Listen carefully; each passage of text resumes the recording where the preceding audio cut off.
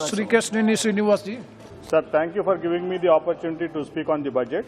Sir, the budget has laid out a vision of development for the next 25 years with a major emphasis on capital expenditure.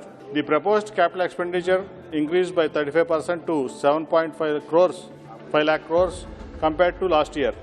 This is definitely a praiseworthy step.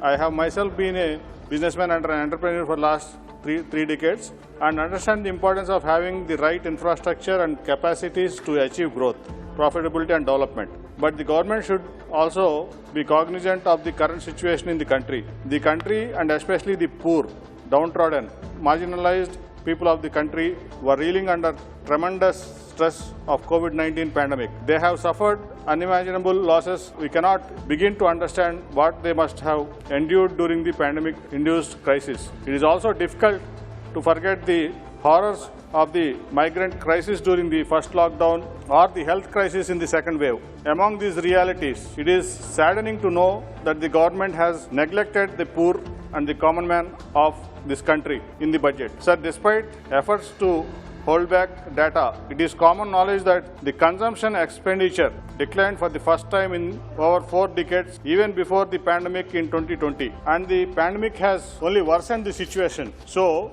heavily relying on supply side measure to boost the recovery of the Indian economy can be counterproductive, at least in short time. The principle of crowding in private investments will hold true only in the context of healthy demand for goods and services from the public. But presently, that is not the case. Further, the capacity utilization in the industry is around 65% as per the RBS capacity utilization survey.